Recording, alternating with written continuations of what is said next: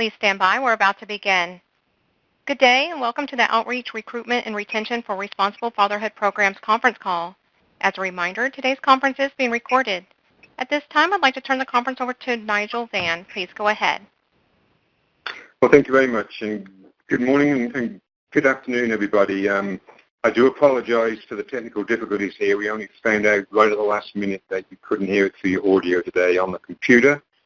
And I see people are still joining on the phone, but we are going to get started, and hopefully everybody else can join us and hear what we're saying. As you just heard, it is being recorded, so you'll be able to hear it later as well.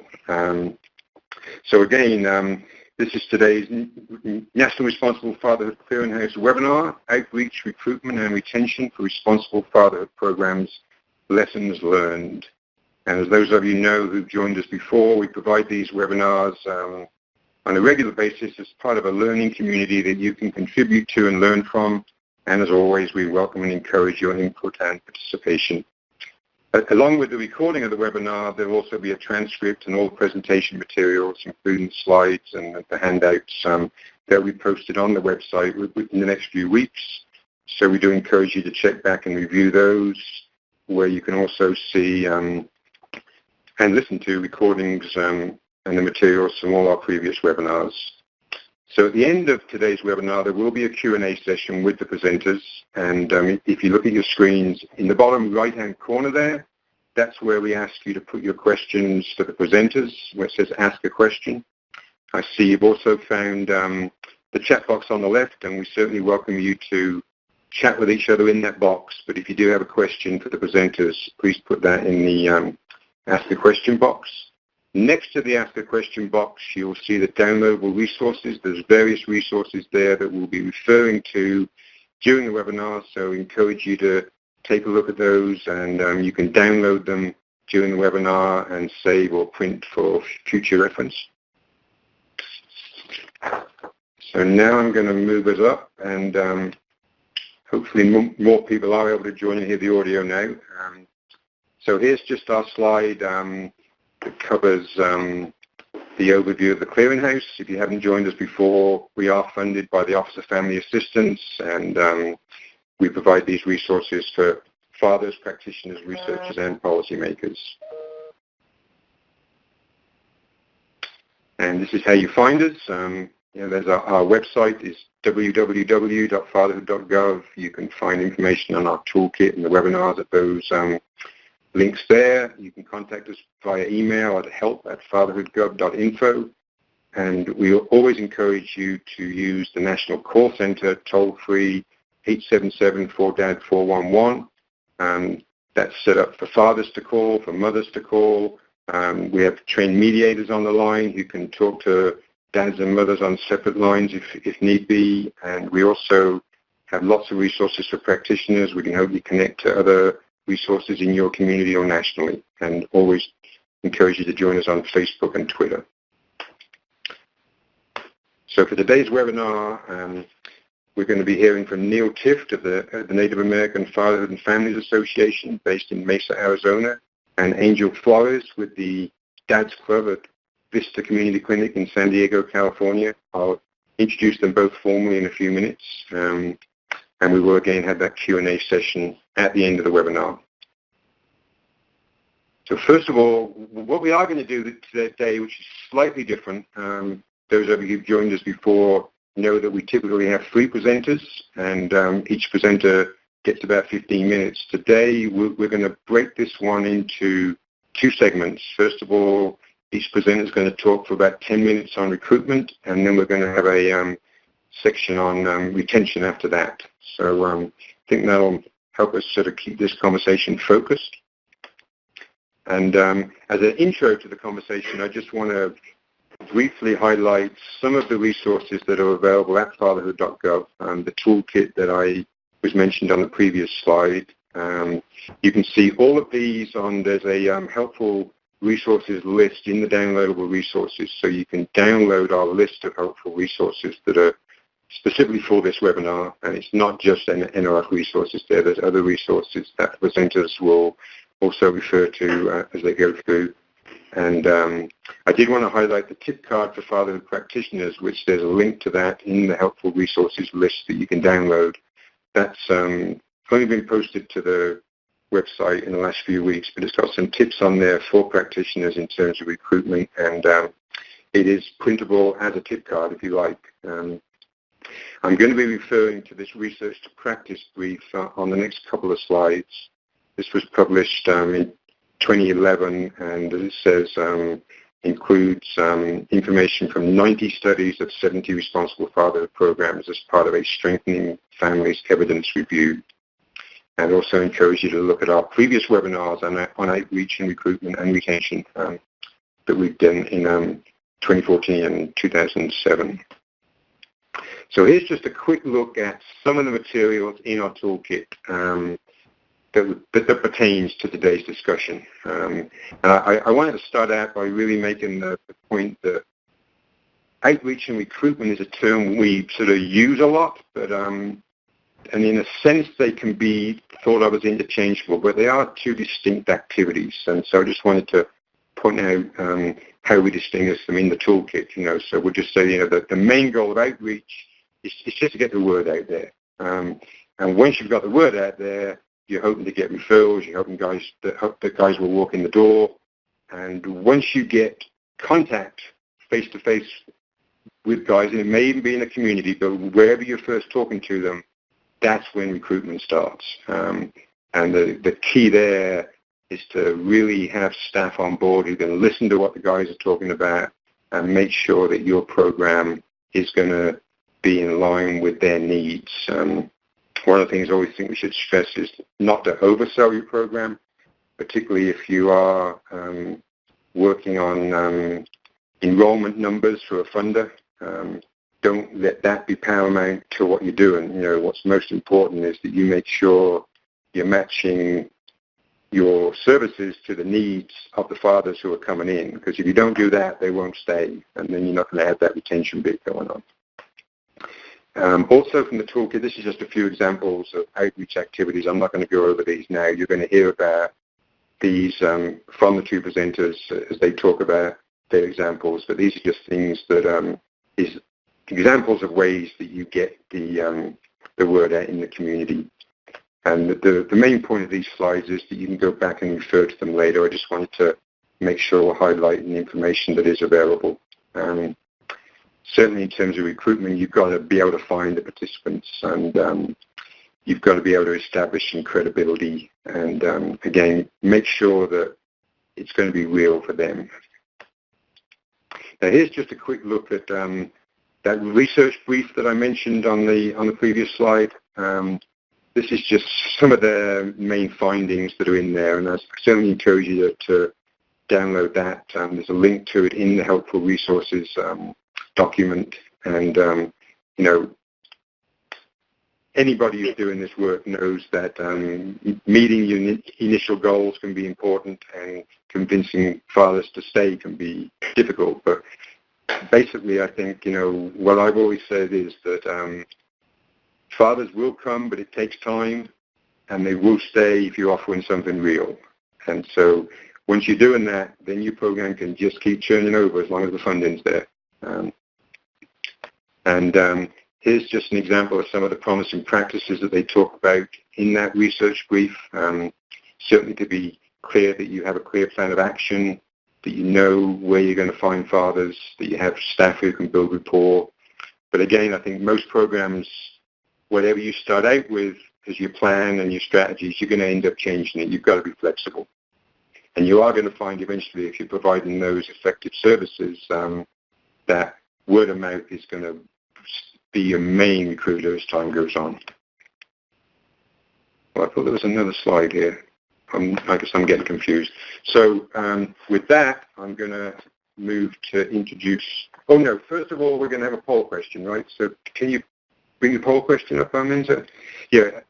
We include these poll questions just to help us get a sense of who's on the line and inform the presenters. I realize you may want to answer more than one of these, but just for the sake of being able to have a look at it, if you could just click on one. So if you are providing direct services, which of the following outreach strategies have you found most effective? And if there's something that works for you that's not on this list, feel free to put it in that chat box, because we can capture that information and share it later.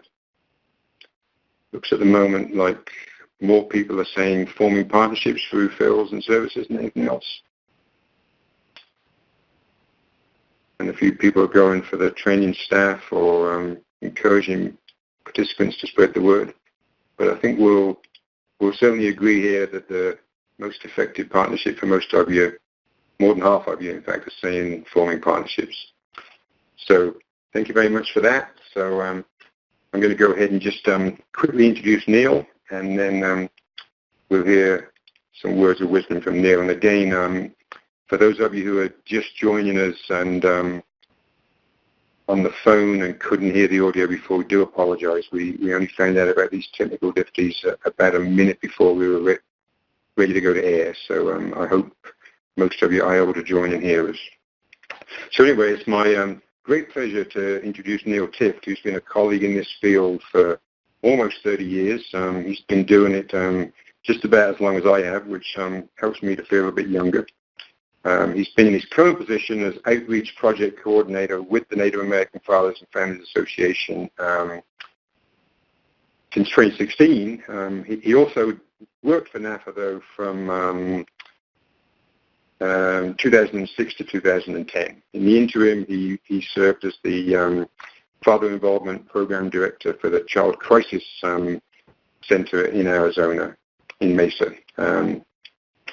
And previously, he started the first Fathers Resource Center in the country in Minneapolis in 1990, and ran that for 8 years before he moved to the D.C. area and worked for the National Fatherhood Initiative for a couple of years, and then worked as Director of Professional Advancement for the National Practitioners Network for Fathers and Families. Those of you who are newer to the field maybe weren't aware that we had this National Practitioners Network, but it was in sort of strong, effective operation for best part of 10 years, I think, or maybe that's a slight exaggeration, but getting on for 10 years, and something that would be great to see rebirthed at some point. Neil's also a family mediator, a parent educator, and a men's therapist, and served as adjunct instructor at universities, first in Minnesota and more recently in Arizona. And as Neil likes to say, most importantly, he's the proud father of 3. He's also the grandfather of 12, and he's been foster father of very many. I take my hat off to Neil and his wife, Denise, for the work they've done to help children. So with that, the time is yours, Neil. Good morning or good afternoon, everybody. The information I'm going to be presenting is what I've drawn from over the years with the Fathers Resource Center and with other organizations I've worked for. That NAFA itself, we're an organization that works primarily but not exclusively with Native American fathers. Our core curriculum is called Fatherhood is Sacred, Motherhood is Sacred. And Al Pooley, our founder, has created 3 curriculum that we work where we train facilitators to go out into their communities, whether on tribal communities or in any other organization, to bring these principles to strengthen families. And I continue to work with NAFA, but one of my roles is to bring our resources to non-Native communities. The theme, really, of NAFA is that the family is the heart of Native American cultures, and there's no more work that's more important than being a good father and a good mother. And obviously that applies in any culture. When you are looking to develop your outreach for your fatherhood program, one of the things I found is that most agencies don't actually develop an outreach plan or a recruitment plan. And that can be something that's given by the board of directors, or it can be something that's derived from the staff itself. But I think it's very important to develop a marketing plan, and that then all of the staff, not just the staff that work directly with the fathers, know that that is it. And they all will then make opportunities to implement that no matter where they are, whether it's bringing materials with them in their briefcase or in their back pocket. And when you go out, go to a ballpark or you go to a basketball court and you see dads with kids and go up to them and offer them material. There's lots of ways that we'll get into doing that. But I think it requires a conscious effort to say, how do we want to do this? How do we want to bring them? I think it's also important to figure out which fathers you want to target for your organization. Is it fathers of children with special needs, fathers coming out of correctional facilities, those coming back from combat? What is the specific population of fathers that you want to serve? If you have a geographic location, income level that you are restricted to, you need to make that part of the plan. You need to identify what specifically you want to offer to fathers, because as Nigel said before, you can't be everything to everybody. And what we want to do is we want to then determine how you're going to do that. If you can't serve all fathers, how do you refer those fathers that you can't serve to someone else? And then you want to have those staff implement that plan and take that wherever you go. The most important element of serving fathers is that the staff need to be respectful of fathers. I've gone into programs where guys will walk in, men of color, any father comes in, and when they walk in the door, the staff who are there in the office, if you see one of the staff, she'll grab her purse and put it under her desk. That tells right away maybe they're not ready, maybe they're not used to serving fathers. So we need to look at what are those small things that tell a father he's not respected, he's not expected to be there.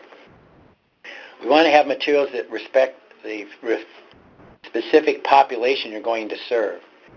Who is it? Well, what language do they speak? What's their geographic background? How do we recruit fathers of different populations and respect where they're coming from, so that we see that when we do serve them, we expect to be able to appeal to where they're coming from. And one of the big things, I think, is that there is a clear distinction in many families, the difference between maternal and paternal instincts. Dr. Kyle Pruitt wrote a book 20 years ago called Father Need, just one word, F-A-T-H-E-R-N-E-E-D. And it's about the difference between maternal and paternal parenting styles. Here at NAFA, I go out and train parents. When we do the workshop for parents, we call it Mom Says No, Dad Says Yes. When we train staff, we call it Respecting Maternal and Paternal Parenting Styles. But the idea is that the male and female staff all understand this. If any of your programs have where you go out and do home visits, really need to have the staff respect that. Otherwise, fathers are seen as deficient or not doing it the same way moms do, and a lot of times they don't. To recruit men with kids, going out and talking to men with kids, fathers with their children, that often will make it a little more comfortable for a dad who's a stranger if you walk up to him and talk to him about what are the resources you offer for children with fathers. Fathers with children. You got to have staff that are comfortable working with a wide range of dads. If they come from different backgrounds, if they have tattoos, if they use language that's different from their own, if they've had very different experiences. When we go out on the reservations, we know a lot of times what to expect from the fathers on the reservations. But when we go into the urban areas, there can be a much more diverse expectation of how you respect those fathers. You also want to look at who are the community professionals that work regularly with at-risk families, because a lot of our fathers might be from those families who are at risk. Think of agencies who you might not have partnered with before, whether they're domestic violence programs, offices of child support enforcement, Head Start programs. Think of agencies that you really want to partner with. And then your recruiters got to really believe in the importance of fathers in the lives of their kids. This is both male and female staff. Where you go to find the dads. Look at in your community itself. What are the social media? What do they say? Where are the hot spots that dads go? Organizations where fathers might go for help. Fathers often may not be open to actually asking for help, but if they get to a point where they might lose custody of their children, then a lot of times that's where fathers will go. So it could be for legal information. You might offer a family law clinic where you have an attorney come in and work one-to-one with a father on issues around family law issues. That's custody, visitation, child support, paternity establishment, or divorce laws, things like that. Or the other big one for fathers a lot of times is employment. And right now it's a really good time because for the first time in almost 20 years, there are more jobs out there than there are job seekers. Agencies that might impose requirements on fathers. Who are those where fathers go and are comfortable asking for help for the both versus those agencies where there's that image they're not really friendly toward fathers. Also, where do kids go with their fathers? A lot of times, one of the ones I suggest is Chuck E. Cheese.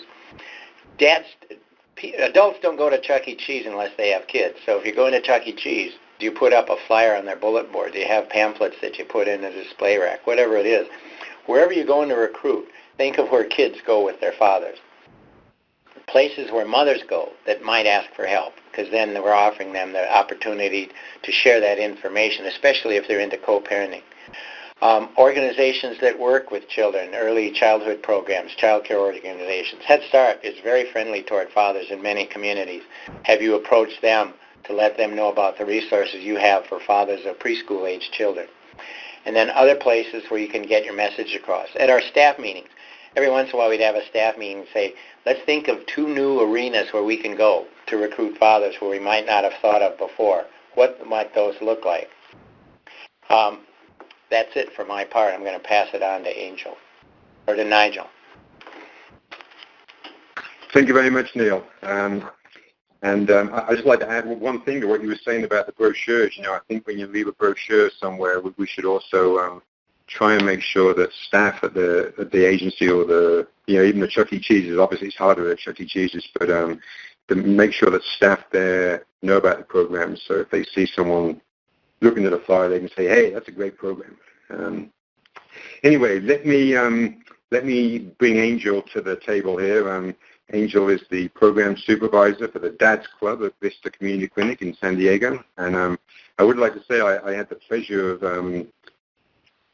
going to Vista Community Clinic 2 or 3 times. It's been a while, but this was sort of a previous iteration of their program. But I was really impressed then with some of the work they were doing. And certainly from what I hear, Angel's even made the program even better since he's been there. So it sounds like they're doing a great job. He's been the program supervisor there since February 2016, and he currently supervises 5 case managers, 1 workshop facilitator, and 1 data specialist. He's worked a total of 10 years in nonprofit work, where he's provided services focused on food, housing, and employment. He recently received the Employee of the Month Award from Vista Community Clinic. He's also received a Community Outreach Partner of the Year Award from the San Diego Hunger Coalition, the Hunger to Health Award from Feeding San Diego, and the Whatever It Takes Award from North County Lifeline. And he currently chairs the Homeless Court Steering Committee in the area.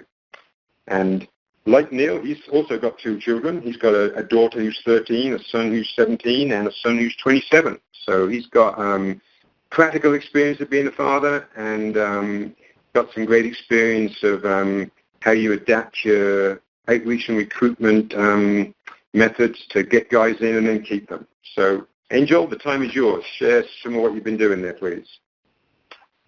Thank you, Nigel. Hello, everyone. Good morning, good afternoon. Again, my name is Angel Flores, supervisor of the Dad's Club. I'm really honored today to be able to talk a little bit about how our program started and the services that we provide. So we actually started when we began our services was by holding a focus group. And we held that with young fathers and older fathers, English and Spanish speaking, to see what services that they would be interested if there was a program that was catered to fathers. With that list, what we were able to do is just get that, create a list of what services they thought were important, and then create a mission, vision, and an eligibility platform around those services. To better see how we could serve them, and then kind of use the focus group as kind of like our beginning cohort of the Dad's Club program here in San Diego. once we were able to get that focus group and understand our services, the second thing we really wanted to focus on is how do we create a logo and use colors so when we're out places they can recognize our program and our services. So, we used light shirts. We created a logo that was really friendly. And we continue to have our staffs kind of wear those shirts. They're more polo-type shirts. And then we also have shirts made for Dad's Club participants as well, and it also has the same logo, so they're also kind of marketing it out. So some of the marketing material with the logo and phone number that we thought was important were like pens, so when I did presentations, brochures, the mugs and backpacks also had our logo and phone number on it, and lunch containers. So these were little incentives that they can do just showing good work. But again, wherever they went to work or wherever they went with these things, people were asking about the program. Then when we were doing some of the hiring of the case managers, we really wanted to make sure that they had flexible schedules, more like a 8 to 8 shift, knowing that some of the fathers might work and might not be able to attend the evening workshops, or being able to just kind of meet them where they're at when it comes to staying engaged into our program. Once we got that all settled in, then we really focused on how we're going to do the outreach. And we really wanted to start off by identifying right when we got the contract, those agencies that kind of probably supported us of trying to get the funding. So we reached out to them and said, hey, we got the funding now. Now that you provided those support letters, can I come and do a presentation and kind of tell you how the program's going to be serviced in our community, and use that kind of as a starting point to get partnerships. So while we did those, we also started focusing on agencies that probably partners up with other types of funding before, and kind of reaching out to let them know that there's a new program and new services that they should know about. And then going about in their neighborhood or in their community to find other agencies that kind of serve the same type of population. I think what we thought was important is to create a cheat sheet of kind of talking points of the most important things about our program. This is just to appeal the agencies as well as the fathers about the services that we'll be providing. When we created our flyers and our list of services, we didn't just list the services that we think we could only provide. We listed services that we knew with partner agencies that the only way that they would get that service from that other agency, it has to go through a referral to them. And understanding that, then we listed it as our own service. So we made it seem like these are services that we could provide because we understand that we're the only ones that could actually do that referral to get that service for them. So for an example, on our benefit on the download resource in here, you'll find stuff on our list like tattoo removal. So we do a referral to the people that does the tattoo removal, but they understand that they could go through us to be able to get that referral to connect them. Or expungement of criminal record. We work with Clean Slate, so we would refer them to those. So we show that as the services that we provide. Then as for child support, we actually went to the child support department and created a form with them because some of the challenges that they were working towards is how to better serve and get dads that owed arrears back into the child support department and to work out a plan that works best for them. And then also understanding that a lot of fathers that we're serving came to us because they either were post-incarcerated and they wanted to get some child visitation or custody back into their lives. So we understand that by doing that, one of the important things was to get to be able to get that referral, to be able to do that, is that they needed to, enroll into our program and complete our court-recognized parenting healthy relationship workshops. The goal of all of this, when we were seeking out agencies, is to really go to be able to create MOUs, so Memorandum of Understanding, and to get some of those in place. That way you can have you or your team go out and do presentations at these sites to get the staffs more involved. So the presentations that I would do would have been with Child Support Department, the Probation Department, Child Welfare Department, and this would allow us to try to work towards getting direct referrals. And these are some of the ways that we were able to spread the word in the community. We created flyers that really focused on Medi-Cal, food stamps, probation, child support, child welfare. Treatment centers is a big place that we noticed that there was a lot of fathers that really wanted the service. And then we started trying to work towards getting on some directories, like the Family Court Directory.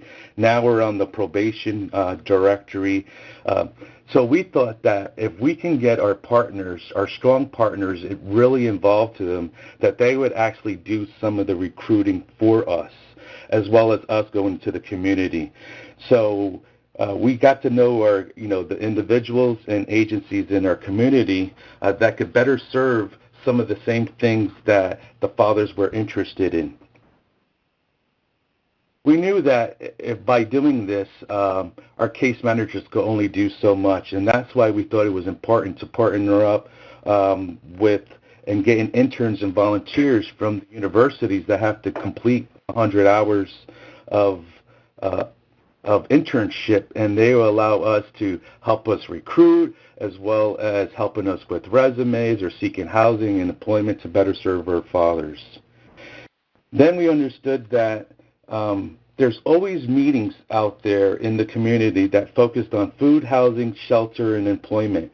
And we typically, even to today, we always are sending staff to meetings to be able to present our programs, for them to wear the shirts.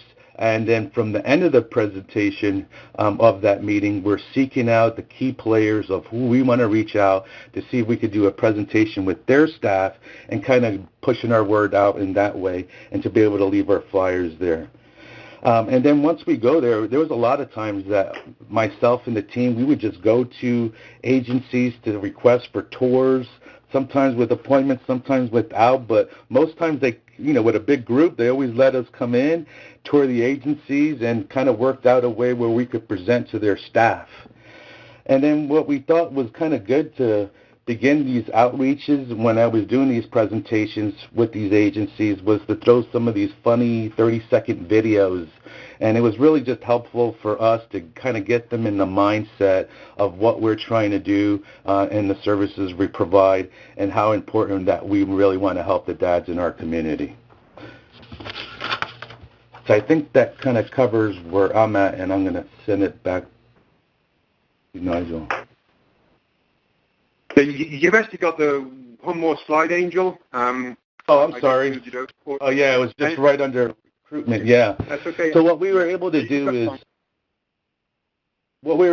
is create a phone screening. So not necessarily that everybody has to complete a phone screening to get into our program, but we use the phone screening really for like child welfare, child support.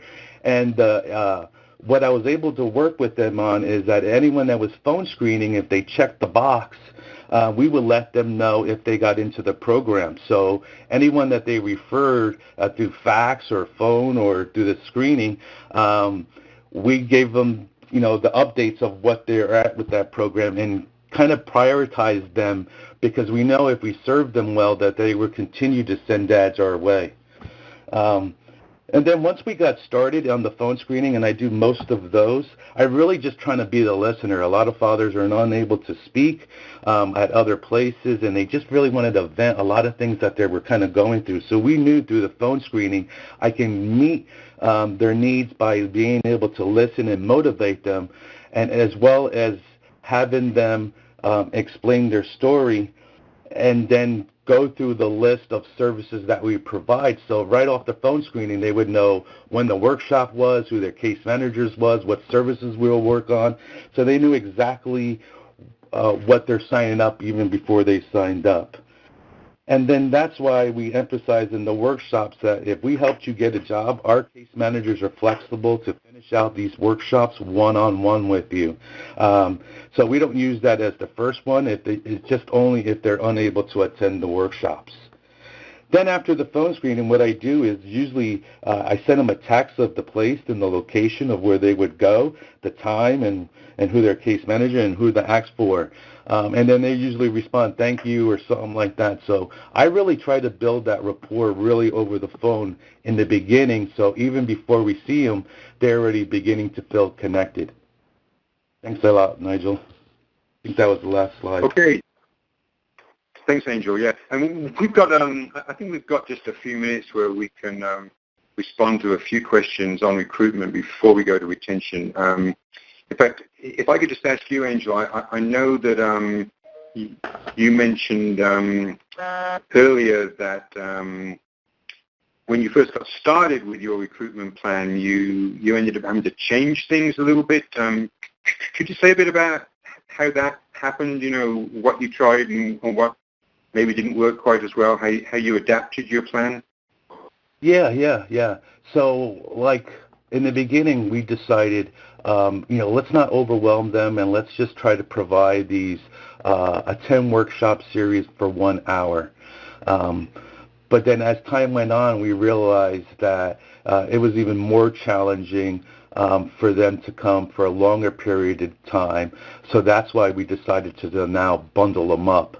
And then we moved on to started to do it 5 weeks, 2 hours long. And by doing that, it allowed more retention of the dads, just knowing that they complete that within a manageable amount of time. And then what we also learned is that when we were in a directories, like let's say for an example, the courthouse, some of the places that they have parenting might charge. So we learned to understand that if we put it on a directory, that we have to put something, a symbol or something to showing that it's a free of cost. And that way we would get more referrals directly for them. So through the services of our focus group and then understanding our population once we get started, and even our flow chart, we knew that we had to create something in the beginning. But as time was going on and as we were learning our community and agencies and how we were going to provide the services, we had to continue to tweak up our program where it really fit the father's needs. Yeah, and I think I said this at the beginning as well, but I think every program has to adapt what they do, because you start out with this great plan, but then you realize, hey, it's not working quite the way I thought, so maybe we need to try this and that. Now, one thing that neither you or Neil addressed, so this is a question for both of you. I'm just wondering, first of all, Angel, have you worked at all with local media, the TV, the radio, the newspaper, to get stories or even just to have ads on the radio or anything? And then I'll ask you, Neil, as well, if you've got any thoughts on that. But have you done anything specifically with the media in your local community? What I could say is that they kind of did a story on us when we first got the funding for our clinic. So there was a big announcement made through our clinic. Other ways that we really get our stuff through the media, or especially social media. I mean, obviously we have a Facebook and that we utilize, but also to get us or our logo through the city that we're in. So other agencies to be able to use our logos, as our partnership, is a symbol of our partnership. So when they're presenting or we're working together on something, that they also use our logo as well. So just trying to make the logo stand out as a place where you would understand that there's a service that Vista Community Clinic has that's wanting to serve fathers.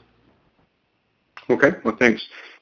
So, Neil, have you got any tips for people on working with the media? You know, I always remember. Yeah, go ahead. Yeah. A lot of times the media, they want a hook. I mean, what's the story? Why would people want to read it? Why would they send a reporter out? So typically we'll find a function. When for a couple years in Minnesota we had the Big Dad's big toys for big boys. So they would send media and photos because we had a hot air balloon, we had an ambulance, we had a fire truck, a dump truck, a race car, and dads could bring their kids and explore all of these vehicles. So if it's noteworthy and positive, we also had someone from the Arizona Republic a couple years ago. They did a story on Mother's Day about a mom the dad took the kids away and killed them. And that was the story on Mother's Day about a father. So we approached them and said, you know, you can do stories on that about it, but that's not a way to honor mothers or fathers. I think part of the media needs to be aware of what it is, because you need to look at what they want to hear about. So if it's a positive portrayal of fathers and their kids, if it's an event that is noteworthy, typically if there's a hook, they'll want to do it, but you got to have something that you know ahead of time.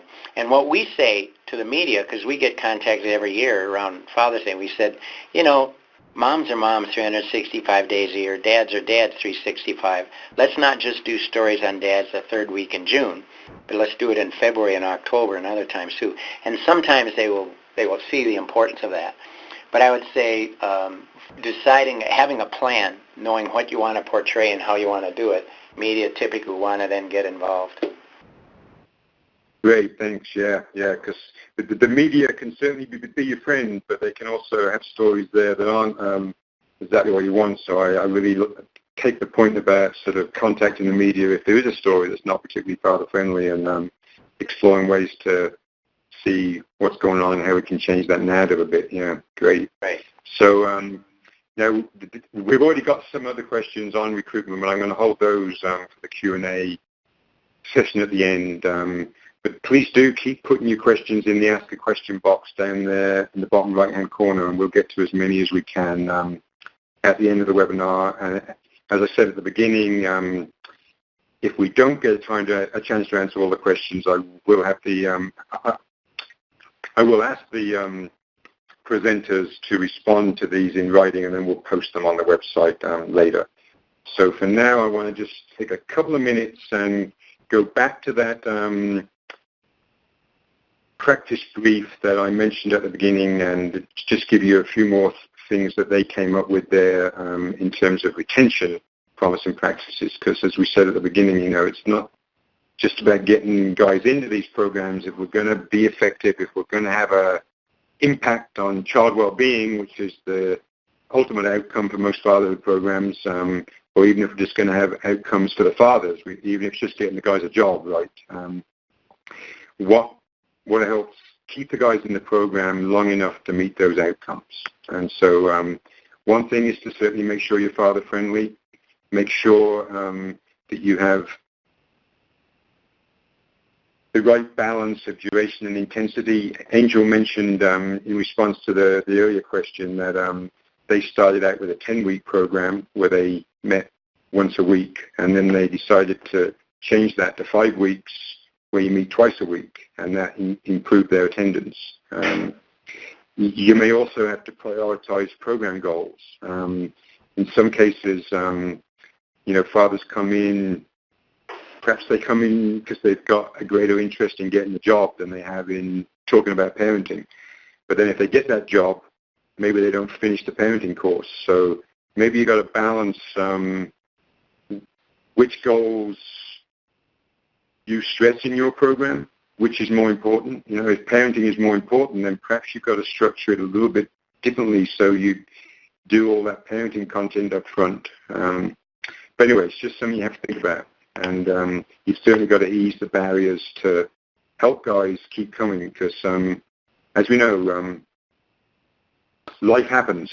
So, even if a father wants to be there, he can't always get there. And the more you help him, the more he gets involved in training courses, educational courses, changes the employment situation, the harder it is for him to come to some of the parenting or peer support groups. So how can we help him manage that?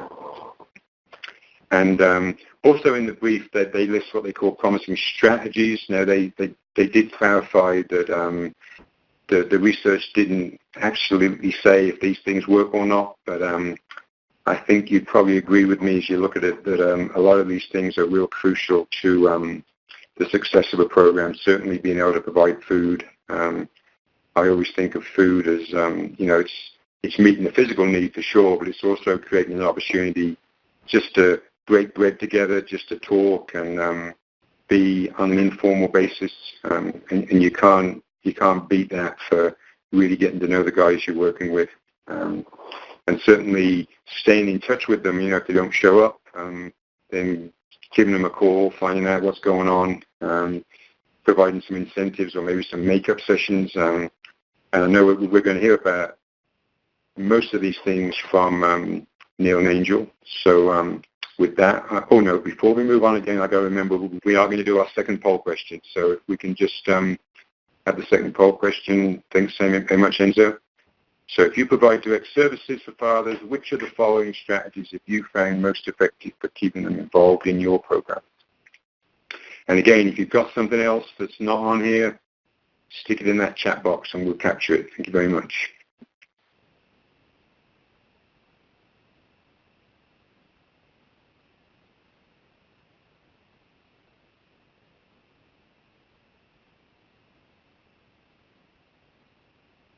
I'll just give you a couple more seconds, but it's looking like the last one that you're going for the first bullet. Close to half of you are choosing maintaining that father-friendly environment, because certainly if dads don't feel welcome, they ain't going to stay.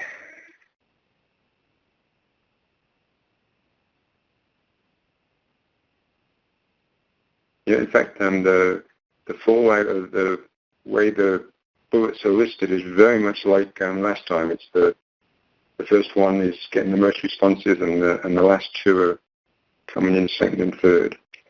So thank you very much for that, and I'll now bring Mr. Tiff back to the microphone to share his wisdom on retention strategies. Neil.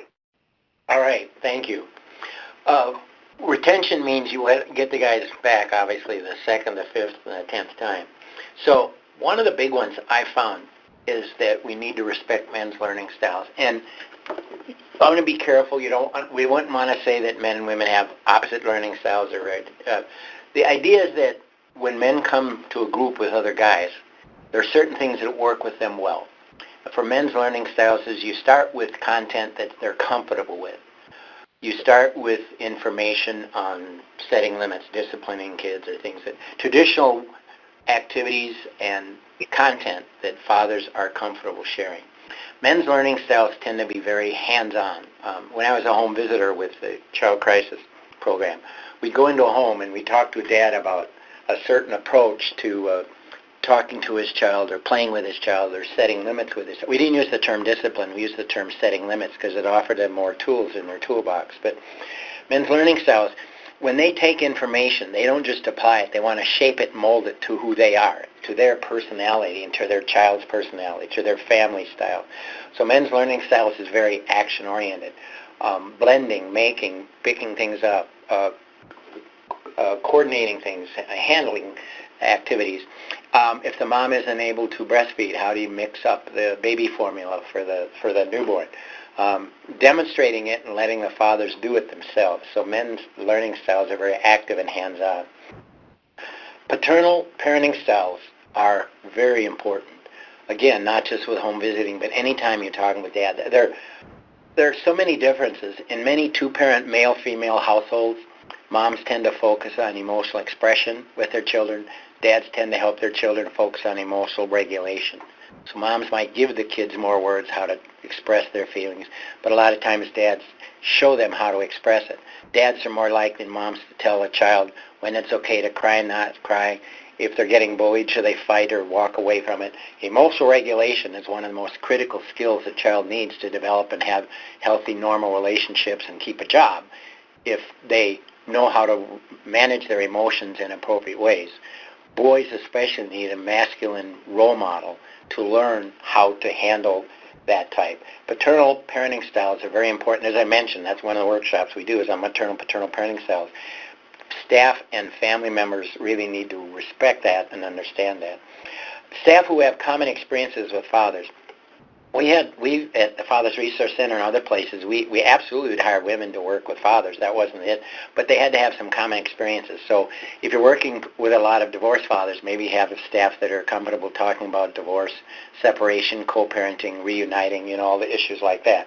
Especially if you work with fathers who are combat veterans, I think it's especially important that you have staff who've been there and done that, or guys who've come out of prison, not short-term jail, but long-term incarceration. You might want to have somebody, especially a guy who's been there and done that. The fathers themselves are going to have more respect for them because they understand that this is some experience they've shared together and it's real for them both. That the staff are sensitive to the barriers that fathers confront, especially low-income fathers, because a lot of times low-income fathers are excluded from the system. They don't really benefit from a lot of the opportunities that other fathers are. And again, I was working with a group of women who were running a fathers program, and they were saying, we're thinking of dropping this fathers group that meets weekly. And I said, why? Do you have people showing up? And the ladies said, oh yeah, we have almost 30 guys coming. And I said, well, why would you drop it? And they said, well, they're always arguing with us. Well, a lot of guys in groups are comfortable with debate.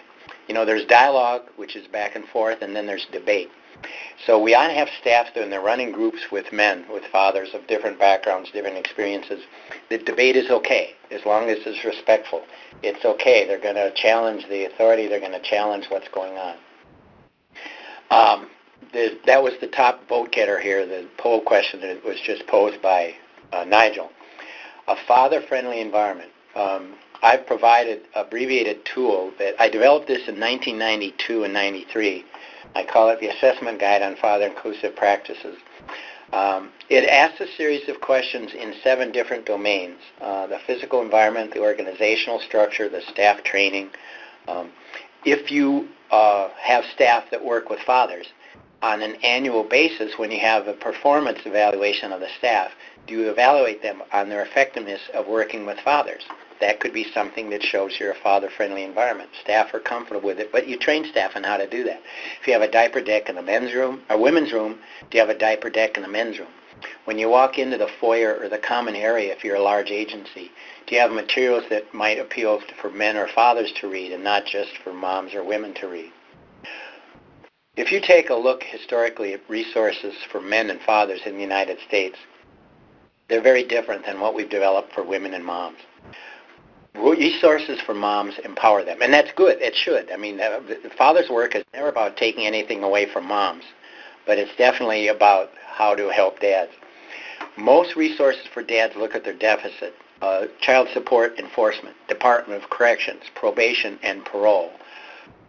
That we need to look at the strengths of fathers. So when fathers come in the door, we start with their strengths. What works well when they're communicating with their children? What works well for them when they're setting limits with their children or teaching values to their children?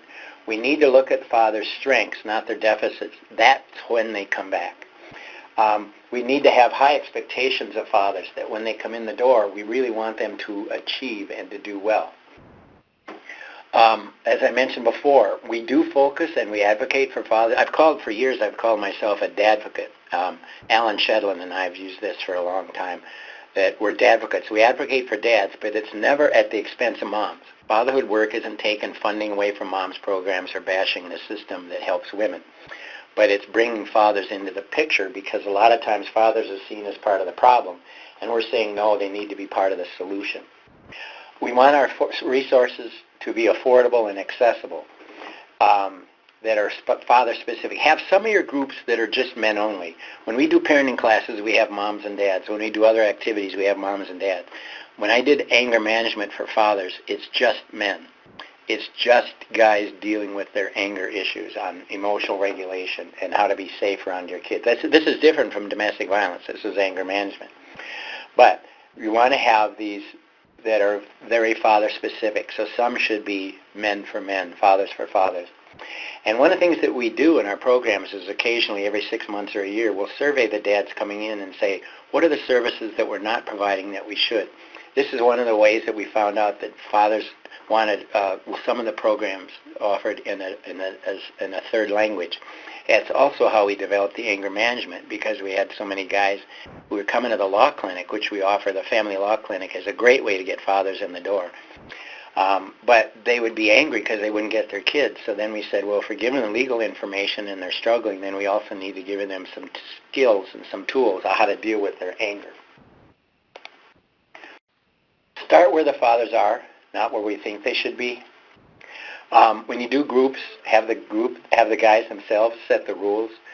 First week we have a big flip chart. We write down, okay guys, what should the rules be? We let them generate them. For example, what you hear here stays here. We insist on respectful language.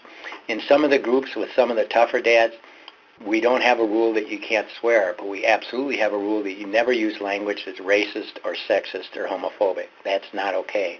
And if they do violate the rules, we have the fathers themselves. Then they're the ones that enforce the rules. They're the ones that say, that's not okay. You need to stop. We've got to do something about it. And they want the rules that can be measured, that this is what we're doing. Next, retention strategy. Most guys, when we problem solve, we're win-lose. When I watch the Minnesota Vikings, I want them to win. I don't want them to lose. But when I'm having a disagreement with my wife or my foster kids or my daughter, I need to shift to a win-win. So instead of humiliating somebody I'm having an argument with, I want to hear what they're saying and hear what I'm saying. Many men don't have opportunities for that win-win approach. For problem solving for families, I think it's very important that men see that if I disagree with my wife or the mother of my children, and she's right, and I can find a way for us both to be right, that he doesn't have to control her or to say that she's wrong. And then the last one is look at what stereotyping language can do. How does that harm us when it comes to, talking about fathers babysitting for their children? My father used to play with my brother and me in the yard. Mom would come out and say, "You're tearing up the grass." Dad would say, "We're not raising grass, we're raising boys." This is Harmon Killebrew from the old Minnesota Twins. Before I got married, I had 6 theories about bringing up children. Now I have 6 children and no theories. Whenever I do workshops and stuff, I try and find some quotes that are relevant. Some are humorous or videos that I think Angel might refer to the videos. But the idea is to have some fun, to interject something that's powerful and inspiring and uplifting, so that when we walk out, they feel that we really made a difference for them coming to this session. That's it for Neil.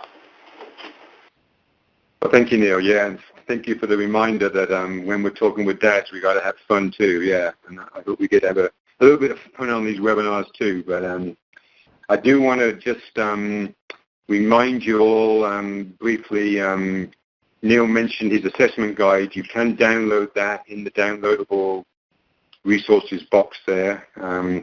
There's also some resources for father friendliness assessment in the Clearinghouse's toolkit, which you can. There's a link to that actual resource list in the helpful resources list in the downloadable resources, and also remind you that there's 3 Dad's Club resources there in that downloadable box that Angel provided very graciously. So he's provided a example of the brochure they use, an example of the flyer they use, and also a list of the benefits that are available to dads in the program.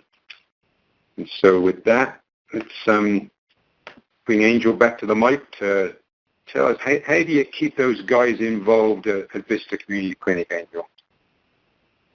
Yeah, I think one of the first things we thought was important was to create different sites. So North County is pretty, rural area. They have some city areas. But we were trying to meet, so we could meet them where they're at. We decided to create something where they can go to workshops in the coastal, or if they're inland, or right in the middle. So we provide about 4 to 5 different sites where we provide our workshops. Just so when I'm phone screening and I find out what city they're in, I try to get them to the workshop closer to where they live. It's just really easier for them. Or the city that maybe where they work, and that might be the area where we're providing the workshop, whatever works best for the father.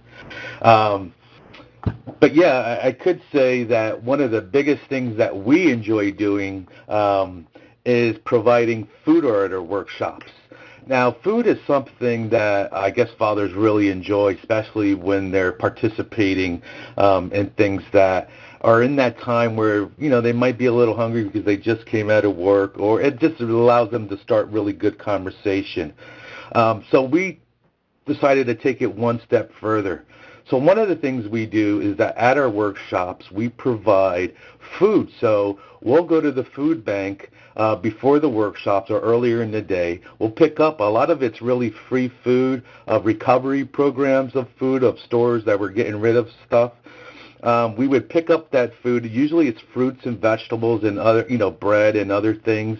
And we would just put it on the table in the back of the room and bring bags. And dads were allowed to take as much healthy foods, knowing that, they have to have their mind right as they're, working on their goal plans and stuff. And they have something to bring home from the workshop.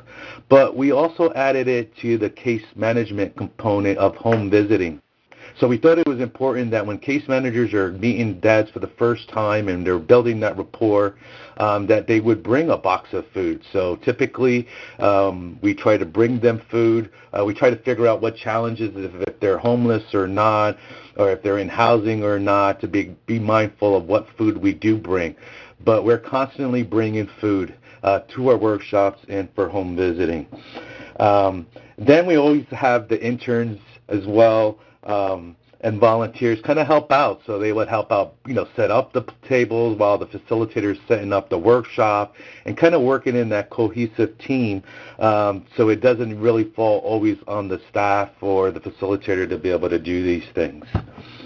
What we decided to do to keep the retention going is first we complete this enrollment day. And enrollment day is a times out of the month where if I'm doing phone screening, I'm trying to get them to come to this one particular day, and it's all hands on deck. So all the case managers go, as well as the facilitator, so they could kind of get familiar with the faces that they will be working with.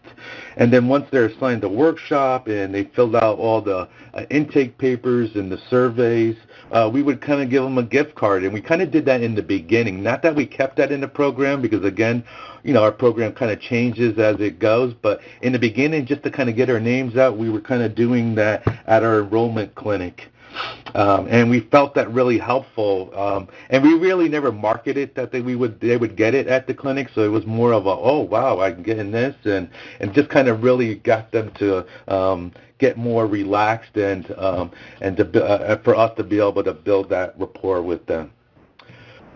When I'm working with the case managers, I really focus on that first kind of appointment and that contact with the with the client.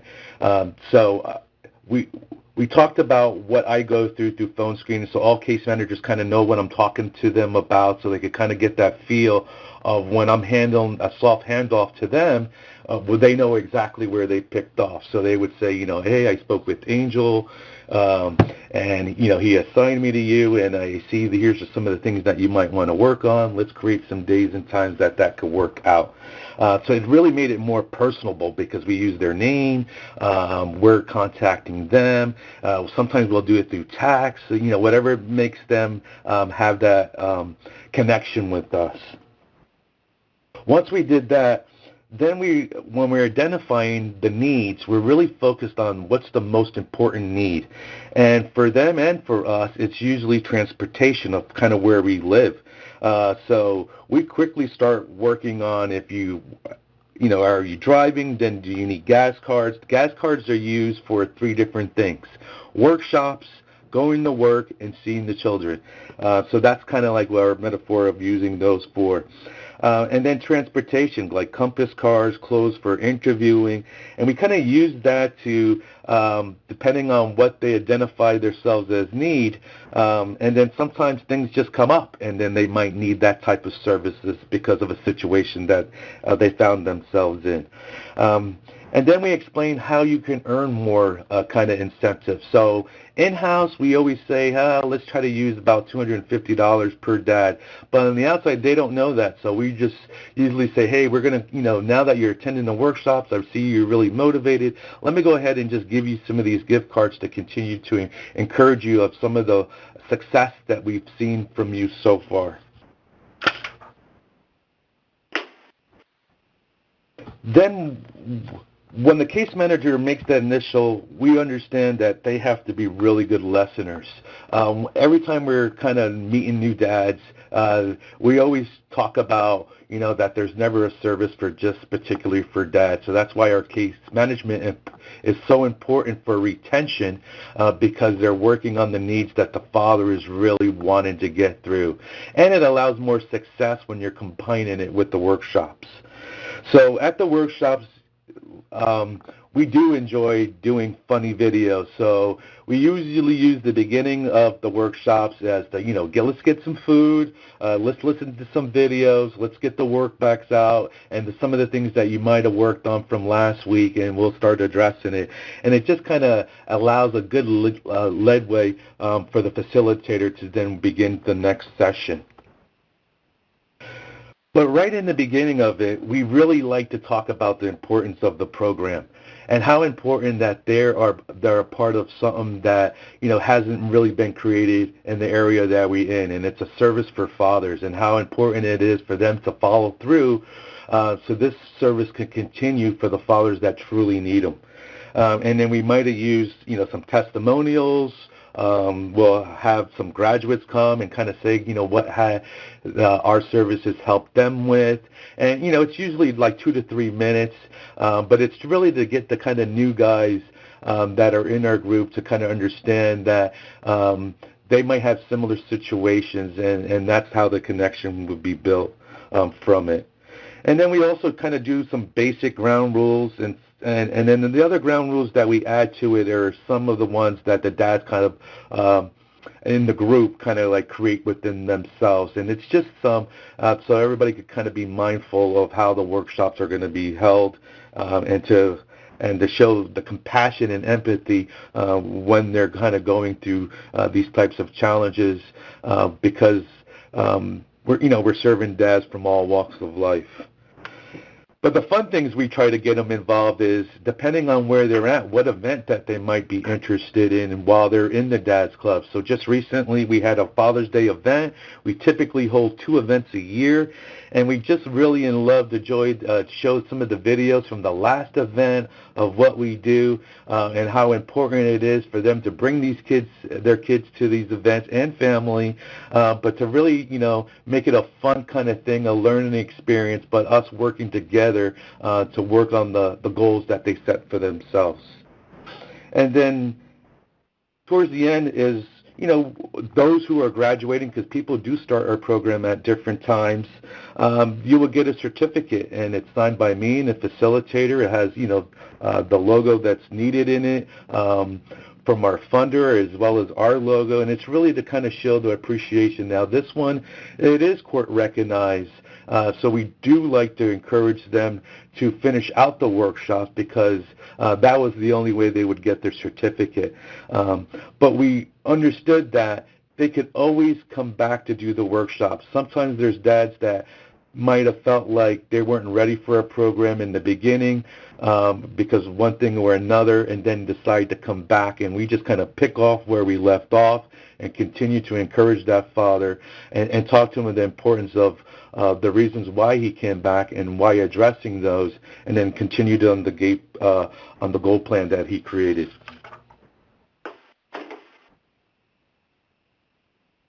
Nigel? Yeah, and then when we do that, we really try to understand the most important things to address with them. So we definitely tell them how we're going to work out the phase of the goal plan. We're going to address the most immediate needs then the medium needs, and then the things that might take a long time. So for an example, for housing, we might work with you to get on some of the affordable housing lists, but we might have to work on some things today for where you're going to stay at until they call you for some of the housing. So you have to kind of be really flexible on the goal plans, but having them really understand that what are the things we can address right now, or some of the things that we have to work on now that's going to be helpful for you down the line. We also let them know that we'll provide them support letters, if it's for the court or probation, for their partner if it's needed, or whatever they feel like a support letter is needed. We're more than willing to share a support letter of some of the things that they did, or a release if they're working with their partners of some of the accomplishments that they have. And we find this really successful, just to be able to offer another service, but it's something that they're really interested in. And then at the end of the year, usually it's the holiday time. So like right now we're talking about, what families we're going to identify to provide them turkeys. At the end of the year during the holidays, we have holiday baskets where they would get toys and stuff like that. So sometimes you have to start working on the list in September or October for the holidays that's going to happen in November and December. And we tell them when we provide you these gifts, you could say Santa gave it to them, you gave it to them. So the important thing is for them to spend time during the holidays with their children. And then reminding them of some of the supportive services that we offer. So assist them with driver's license, or our biggest accomplishment for our Dad's Club program is jobs. We always find them jobs, and our spiel is, hey, if you're really seeking work, we could find you a job within 10 days. Just continue to work with us on the resume and application and our generic application, so you could continue to apply for jobs, and we'll support you with transportation and things you might need once you land that job. Here's some feedback of some of the clients, and the photos that you were seeing during my slides are families that were in our program. I'm so grateful for the Dad's Club. They have done so much for reuniting my family, and Vista Community Clinic has been a big part of the three daughters' lives from birth on. We love you so much. Awesome program to help bring back the family unit before it was long gone. Dads are important too. Another participant. This program has allowed me to grow into a better father figure and taught me how to better communicate with my son. This program has helped me in every aspect in life.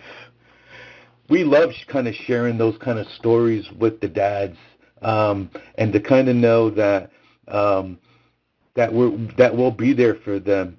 If they're ready or not, to stay in contact with us, and we do follow-up 6 months from now to kind of see how they're going or see if they need to come back in for more services. So we've learned in our program to really to better cater our fathers, is to really have our case managers understand our fathers and meet them where they're at, and then by providing a workshop curriculum that is fun and active for them. I think that covers where my... Yeah, thanks very much, Angel. Yeah, and I do. I think it is really important to be able to share those kind of stories with other dads, because particularly if you can hear it firsthand from the dads, if you hear that this program is doing all these great things, then you're going to want to be part of that. So thank you, yeah. And in terms of the videos that Angel mentioned a couple of times, we had hoped to show a few samples of those, but unfortunately with the technical difficulties we haven't been able to do that. But you can find them. The videos that Angel uses most of the time are it's the National Responsible Fatherhood Clearinghouse public service announcements, and then we have some dad jokes on the website. So you can find those on our website under the multimedia section, and I think you'll really enjoy particularly the dad jokes. They're a lot of fun. So we've got quite a few questions here. We'll address as many as we can, and those we can't, we will ask the presenters to respond to, and we'll post them with the other materials. Let me start with you, Neil. there was a question about the Fatherhood is Sacred curriculum and how it's being used, who's using it.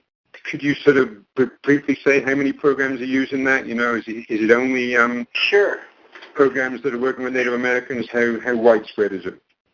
Right now, the Fatherhood is Sacred, Motherhood is Sacred program we've trained facilitators on 210 reservations around the U.S. and Canada since 2002. It's also available. I have facilitated the groups here at NAFA, and they're for both Native and non-Native parents.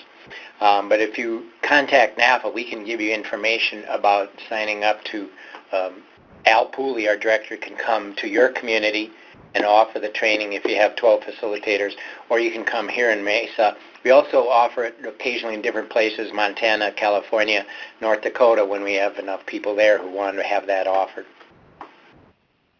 Great, okay. And one more question for you, Neil. There was a couple of questions about the marketing plan that you had referred to at the beginning, and someone's wondering if there's a sample of a good marketing plan that you could perhaps direct them to, or if you could briefly go over some of the elements of an effective marketing plan. Sure. Marketing plan can also be, that's the more generic term. The recruitment plan is often what is called an outreach plan. Any of those I think you can use interchangeably for a fatherhood program. But the idea is that it's generated from the top, so you get support from the board or from upper management or however your structure is, and that then staff are recognized for going out and doing that. We do it several different ways. Now, we don't have that, well, we have that here, but this is for a specific curriculum. But at other organizations where I've been, what we do is we assign different duties, and we decide different, say, one quarter we might focus on early childhood programs, so the next quarter we might focus on family resource centers. We don't have to do that, but you determine certain categories where you want to do the outreach and the recruitment, and then you designate people that would do that. One of the things that we found that's been really pretty effective when I ran the Father's Resource Centers, once a month, all of our staff, except the person to answer the phones, would go tour another program where they offered resources for fathers. So we'd go to a father's program in a different part of the metro area, and we'd meet with the staff and get a tour and get a sense for what they're doing. And that's how we found out about principles of case management. That's how we found out about different techniques to work with fathers of different backgrounds. So the idea is that the staff are supported in doing that. So say you're Saturday and you're out running around, and you end up finding an opportunity to tell some people about your program. That's just part of your duties. So the idea is that everybody is aware of what you offer, what the criteria are for people to come. You carry those materials with you, and that's part of how you get people to know about your program. See, there's direct and indirect outreach. Direct is when you do it yourself. Indirect is when you have other agencies send that information to you. Other agencies refer clients to you. So that's a big one, too, is if you work with programs that serve families or serve moms and they don't have something specific for dads, or they don't have a staff person skilled in specifically working with fathers, whether it's male or female, they will then refer that father to you. Great. Thanks, Neil. Yeah, and we're getting a lot of questions today, so I'm pretty sure we're not going to be able to answer them all, so I will be asking the presenters to respond to some of them. But let me see here. Angel, somebody wanted to clarify how many employees you have doing the work. I think I did mention that at the beginning, but if you could tell us again how many employees you have and what kind of roles they're playing. Yes, we have one workshop facilitator. We have 5 case managers, and we have 1 data specialist, and then I do all the recruitment. Okay. And then there was another question about how you get the dads involved in the phone screening, and is that something that they need to do before they can join the program? So the way we get them to do it, well, first it's on our brochures and all our marketing material is our phone number, so everywhere it's left, that's where they would call. And then when we create these partnerships with the agencies, we have them call or use a referral form to be able to have them call. But not necessarily that everyone, in order to get in our program, has to get phone screened. If it comes to where it's that day and you couldn't do it, we'll still invite them to the workshop. We'll always have a case manager there at the workshop where they would then complete that phone screening in person, as well as the intake and then the surveys to enroll them in that program. So, and those are the partner agencies that we work directly with. For an example, Alpha Project, we do the workshops right on site. So there's 2 days a week. So they don't do phone screenings. We come right on site. We already know the 2 days that we go, and they're already ready to enroll. We already left the intake packet, so they're already filled out even before we get there. We check it over, ask any questions, and then begin with them on the surveys. Okay. I got a couple more questions for you. I'm not sure we're going to have time to really get into them properly, but one is just, it's really a follow-up to when you were talking, Angel, about helping guys with child support and custody. The question is, are you also able to help them in terms of shared parenting, just to have a bit more time with their kids? Is that something you get into? So one of our partners is the family law facilitator, and we had him come and kind of walk through what that position looks like when people are getting services there. And so we partnered up with them. So when it comes to child visitation, some of the key components that we learned from his presentation was kind of really understanding what kind of connection that the father has with the child right now, and what is he trying to have, and what he should have ready before he goes to the family law facilitator. So it's understanding, like, you might not get full custody if you haven't seen your child in 3 to 4 years. You might have to get supervised. So I kind of like wake them up on the realistically of where they were at. And then our partnership allows me to refer them over where they would get the forms completed, and understand that they might have to go through the process of mediation to really focus on that. But in the meantime, the important things that I try to work with them on is preparing them for what that is going to look like when mediation comes.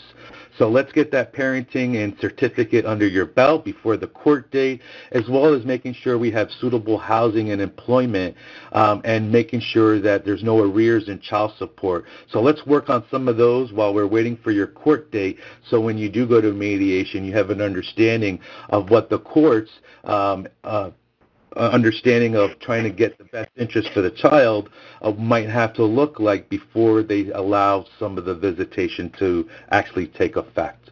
So it's our partnership. Yeah. Okay, yeah, there is just so much involved, and you got to help them with all of it, yeah. So I'm going to have to ask you to respond to some of the other questions later, guys. Fine, I'm willing. I do want to point out that you can see the email contact for the presenters there. So if you do want to follow up with them directly to get a quicker response, feel free to do that. We are at time, though, so I do just want to briefly give our Office of Family Assistance Representative John Allen just a quick minute to leave us with any closing thoughts, and I'm going to come back to Angel and Neil for any final thoughts they've got. So, John, have you got any words you wanted to leave us with? I just want to thank Angel and Neil for their presentations today and providing us with more information to enrich the field and practice, as well as in the research areas with this information. I just want to say to those that are on the phone, thank you for attending our webinar. It's our intention to enrich the field of father engagement. So thank you, Neil. Thank you, Angel. You're welcome, John. Thank you, John. Thanks. So Neil, any final word of wisdom to the world? To the world, you might be one person, but to one person, you might be the world. That's what we tell our dads. If anybody's interested in discussing bringing training, they can contact my email or website or by phone, because we'd like to bring this to whoever who might be interested in offering opportunities for enhanced father engagement. Thank you very much, Neil. Appreciate the words of wisdom. Angel. Yeah, the only thing I allow people to leave with is to really understand that in the beginning, the partnerships and referrals could be really critical and important to provide a quality service. Understand that case managers have to listen to the father's need to better serve them, to keep them the retention going. And then the flexibility of the times of the workshops, make sure there's something where they can do makeups, and then possibly train the case managers to do those workshops one-on-one to finish them out if need to be. And then meet them where they're at. So, if it's a location where you have to kind of like drive and meet them where they're at, or meet them where at what kind of services they're seeking out while you're creating that goal plan. And understanding that the supportive services is really to keep them involved into the program, but more importantly, to get them back into their kids' lives. Okay, appreciate it, yeah. And Angel, there was one question I really did want to ask you, and I am going to ask you to respond to it in writing, but I'm just wondering if you could respond to it very, very briefly. I know we're over time, but there was a question about how do you help the undocumented fathers? Obviously you've got quite a few of those in the San Diego area. Is that something you can just give us like a 30-second snap on, or would you prefer to wait and put that in writing? No, I could go ahead and answer. We do help really undocumented fathers. I mean, there was times we would meet them in the garage or something like that. We provide our workshops English and in Spanish. If the dad really feels uncomfortable, if they feel really uncomfortable on attending the workshops, we'll meet them one-on-one and do the Spanish ones one-on-one, or maybe little small groups with them. But we understand that when they're working towards employment, what we try to do is create them their own business, and we try to find out either childcare or landscaping or things that they're good at. We also try to connect them to services where they could find gigs and little small things, and then we connect them to our partner agencies to work on documentation as well as a safety plan, and provide them food and services just like everyone else. Okay, well, thank you. So thanks again to Angel and Neil for sharing this information. I thank all the attendees for their time. And again, we will be posting all these materials plus responses to questions we didn't get to on the website as soon as we can. So I wish you all a good day. Thank you very much. Thank you. This concludes today's call. Thank you for your participation. You may now disconnect.